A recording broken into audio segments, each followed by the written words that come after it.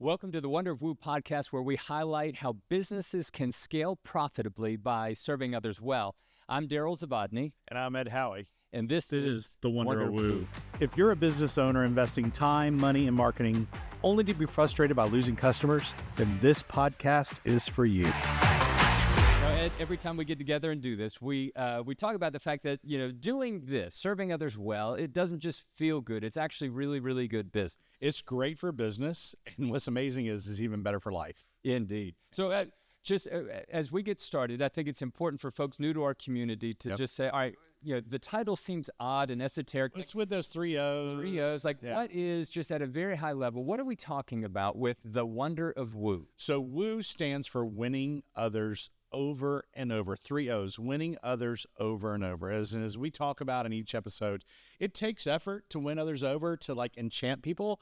It takes a whole lot of effort to maintain that relationship, to maintain that trust, to maintain that consistency. And man, today's episode digs right into it on a totally non-retail business plane. Well, and I hope our community can enjoy just sort of what we're exploring today. So we've entitled this episode, Love is Blind. I need to start singing, but anyway. Right, yeah. And so I think it's important to maybe unpack what we're even talking about, because that feels Is this a dating show now? Are we helping you? Well, actually, probably so, WOOO kind of helps. Yeah, it probably would. Embarrassingly so, there actually is a show called Love is Blind. Now, it's a Netflix series that premiered, I think it was February 13th of 2020. Okay, so is this like a reality TV show? Is that what they're calling it? Yeah, it is. Yeah, it's a reality show where 15 men, 15 women get together in like a 60,000 square foot kind of warehouse that has these individual pods set up. And so the construct of the show really is to say, can people meet one another, fall in love with one another, even propose and get married without a critical variable? Now, the interesting thing about these pods... What is that critical variable that's missing? They don't see one another. So the construct of the show is magnificent, right? Yeah. So Netflix is billing it as a social experiment, right? And just saying, what we're wondering is if we can exclude something in the process, something like critical, like eyesight, can people really fall in love at a heart level? And then, so the way the show is, can I spend a little bit of time just talking about the way the show is? Yeah. You clearly know a lot more about it than I do. I will tell you, my daughter particularly enjoys shows like this. Right.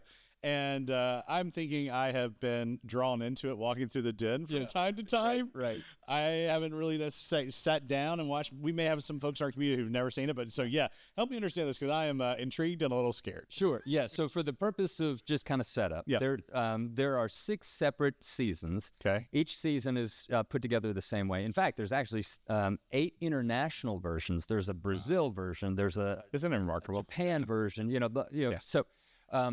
But what they do is they take 15 men, 15 women they don't know one another, they haven't seen one another, and they arrange for 10 days for them to date through essentially going into these pods where they just talk essentially across the aisle to one another. And think of the pod as like a large... a freestanding living room, basically. Right. So there's a couch, and you kind of sip your coffee and talk through the wall, and but you're not seeing each other. You're not seeing each other. Okay. And so it's kind of speed dating in the beginning. Right. So you have a 1-hour date or conversation with somebody, and then over the course of time, you can continue to choose to spend more time, and you can just say, the number 33, I want to spend more time with. Okay. And so then you spend more time, and on average, I think they spend about 30 hours dating over the course of 10 days. So, they're breaking and eating and sleeping and all of that, but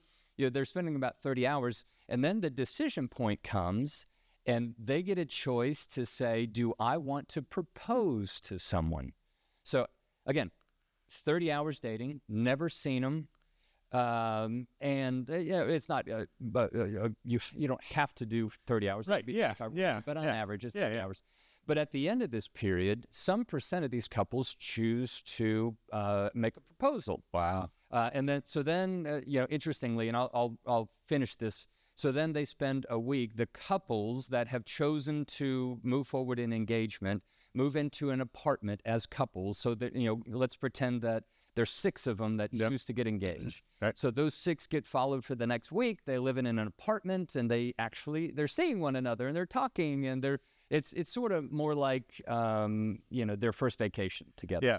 And then they spend 3 weeks meaningfully planning a wedding, and that's where their families participate. Okay. And so then it's like, hey, I want you to meet my best friend Ed, and and so then it's like, well, you've got a bunch of student loan debt, and okay, Yeah. And so then at the end of it, they decide whether they are going to get married or not. Okay. And then there's reunion specials and all of that. So why are we talking about this? I'm tracking. Go ahead. Okay. So for me, there's really 2 interesting things. Like, this isn't a salacious, oh my gosh, reality TV, because I like you, I'm like, I don't really watch reality TV. It is really interesting for me because it's a social experiment. And ultimately, to me, Life is a social experience. yeah, it is. It is. And so ultimately, to me, if you look at it through a business lens, it becomes a business experiment. And I think about it in 2 ways. I think about this show, and I think, well, there's 2 things that I'm curious about. One is the process, namely, you eliminate some variables, and how does that affect the process? You're literally eliminating some sensory inputs. Yeah, and so the question is, what does that do for the way that people go through that process of dating and falling in love and whatever, and how does it accentuate the variables that are present, right? So you pull out sight. I mean, you always hear that people who who lose their eyesight actually have a heightened sense of smell or whatever. So the question is, how does it affect the other variables? Okay. And then ultimately, to me, the question is, what's the result? Like, are they happier? Are their marriages more successful? Right. Are they lifelong customers? Right. Are they right. So then let's connect this to the business world. Right. Can you think of a time where businesses were forced to eliminate some variables, and it changed the way that a customer engaged with them? Well, yeah. I mean, I think what comes top of mind is COVID. Right. 4 years ago, hard to believe 4 years ago. Yeah. 4 years ago, where every single business, almost every single business, seemed like every single business, and I hated the word toggle or pivot. Pivot was the word. It's like, if you go to How We Grow a Brand, there's an episode back from 2022 is on pivoting, and the challenge is if you pivot and you don't tell your customers, right, you better choose whether that's now the brand or do you pivot back. Anyway, I digress. Yeah. But we did have to pivot. We did have to re-examine out of survival for our enterprises and for our customers. There were certain things that we could no longer do. We couldn't have a customer in our restaurant. We couldn't have our team gathering together in our offices to actually brainstorm. We couldn't have physical human connection with anyone other than our pod or whatever. Yeah. A little bit triggering a little bit for all of us, right? But so that was a situation where we had to change rapidly the way we go to business. And that is one factor of this. But what also kind of hit me as you're talking is, your next customer, we always talk about the existing customers, but the way you get existing customers, you attract new customers. Okay. So we're fans of new customers too. It said, pick the study. It takes 23 is one of the studies, 23 connections, interactions, touch points, if you will, with a brand to catch a customer's attention. This whole idea of sending one direct mail or one Google ad, getting that sale, it happens, but it happens rarely, right? And so what's interesting about what you described is that is so much like the journey we are on with a brand new customer, someone who thinks is a prospect. They may never see our product, or they may never see our place of business. They may never meet our team, but they're constantly evaluating whether, is this attractive to me without even necessarily seeing what the product is? Is this a relationship I want to continue down, or do I stop? Right. And once you actually show up to buy the product, you either deliver on the expectation that you created for the customer, or you don't. Mm-hmm. You either kind of get married or you don't. So this is fascinating. Yeah. So can I ask you, how did we won't go too long down this road, but we talked about COVID as being something that affected literally probably just about every business in the world at some level got affected by it. At a very high level, how was BTY affected? In what ways? Did y'all no longer came to the office? We immediately went remote. Okay. What was interesting is that with what we do, we help clients crystallize their brand story and then tell it over the most appropriate way, right? The most compelling way to accomplish the business results. So we operate as a marketing department for hire. We typically, before COVID, with 90% of our clients, we would establish the annual marketing plan, the annual marketing budget, the strategy, the objectives, and we would execute a lot of it in no way on autopilot, but with clarity that we're all on the same page of the objective for February is this, the objective for March. On March 15th, that all changed.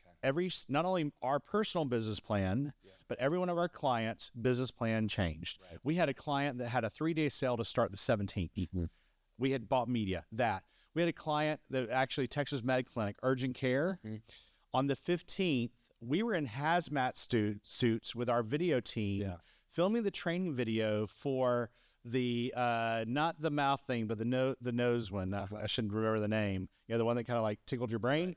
Right. We had to immediately create a training video so every one of their 200 employees can know exactly how to administer the test. I mean, It was wild. Everything changed. However, the customer's needs did not change. They still needed essentially the same thing. Still needed urgent care, still needed maybe new floors for my business, still needed that incredible cheddar cheesy burger, but they couldn't get it the way they wanted to. And some businesses were not equipped to give it the way they could ultimately deliver it. Now, I'll tell you, it was pretty cool. The B2I team stood up a website for online ordering for a restaurant that had never done delivery, really hardly even takeout, in 36 hours. Wow. Yeah. And that kind of helped save that restaurant. So we all had to go into triage. Right. And there's two things that happened, Daryl. One is, I think, on a positive note, we walked away from realizing some of the stuff we thought was essential to happen wasn't really essential. It also, essential, boy, another triggering word, right? It also, I think, helped out. If we were paying attention in all the dynamics, it also helped us realize there's some things that we had just done out of pattern, out of habit, that was no longer essential. Yeah. And so there's the question of, like if BTY hadn't pivoted, if your business hadn't pivoted, what would happen? That's always the hypothetical, right? It was like, and so you did, and there are business results and consequences. And so, back to the conversation about Love is Blind, there's a process question and a result question. And well, can I add one thing to that? There's process and results. But what's also we're leaning into is this notion of context. We talk about context a lot. And I'm just imagining this Love and Blind thing because I as you described it, I was like, yeah, I have seen. Those are the things you're walking through the den and just kind of draws you in, and then you're there 10 minutes, whatever. What's interesting is that person A and person B could be the perfect fit for each other if they'd met 2 years ago. Right? Or they could be the perfect fit for each other if they met 6 months from now. There is a dynamic of right fit, right time, right connection, right time. So timing plays into it. That's why, as we talk about this, there may be not success of that everyone got married, but it could be the fact that the timing wasn't right. And when I think about that from the customer standpoint, is even if a customer ultimately doesn't buy, are you severing that relationship to where, okay, you didn't choose me today, you didn't buy my combo meal, so poo on you, or you keep nurturing that relationship because you could be the perfect thing. Wow, I'm talking to myself right now and to my team. You could be the perfect thing for me in 3 months. Right. Sure. Yeah. So I think it's important. I mean, so we've kind of said, all right, there's this show, Love is Blind, and here's how it works and process. And there's a process in place. Yeah, and there's this process where these elements have, components of it have been stripped away, and so we're curious about that process and how that might translate to business. There's the result.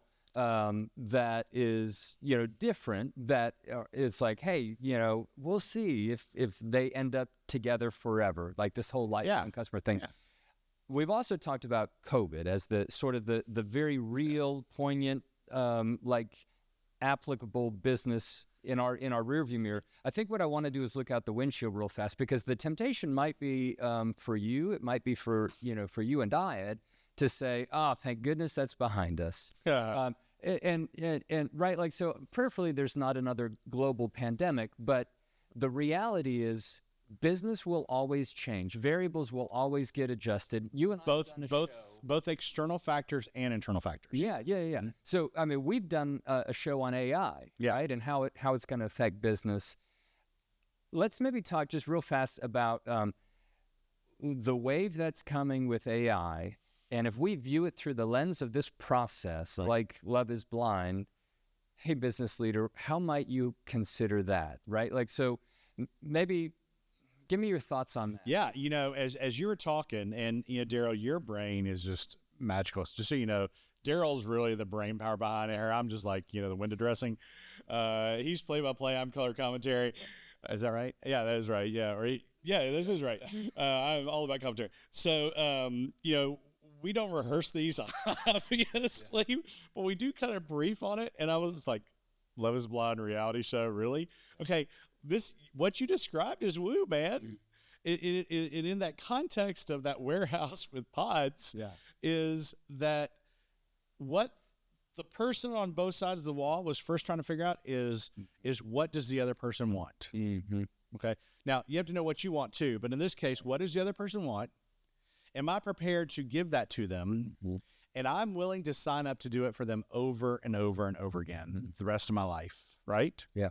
I mean, a lifelong customer is kind of like a lifelong life partner and husband and wife and all that. I mean, it is, because I could be a delightful person, but I don't have what the person I'm dating wants, or vice versa. That doesn't mean I'm not good. Right. It's I'm not the right one for that person at the time. Yeah. So what's interesting about this is that we in life and in business, in transactions and in the macro strategy for your business, in the way you build your business, you have to constantly be verifying that you really understand what your customer wants, because customer needs change. And it could be that they want, again, we talk about food all the time, but it's easy, that burger the same way has been forever and ever and ever. But if that burger is loaded with trans fats and hydrogenated oil and the bun and all that kind of stuff, your customers really don't want that burger. Right. Okay? So you have to adapt. But the thing about it is where the process comes back. So WOOO is well orchestrated, know what your customer wants, well operationalized, figuring out how to do it, and well optimized, being able to do it over and over again. Because when you do that, you build trust. When you don't, you erode trust. Okay? It's the operationalizing is what you're. I figured you out, TZ. It's the operationalization of, okay, in Love is Blind, this person needs this from me. They've revealed this over the wall or whatever. Am I willing to do it? Do I know how to do it? And even in the orchestration process, am I willing to commit to this? Or is it just like a Happy Meal? Oh, sorry. That was bad. Is it just like a, okay. No, you know what I'm trying to say. We'll go back. Yeah. But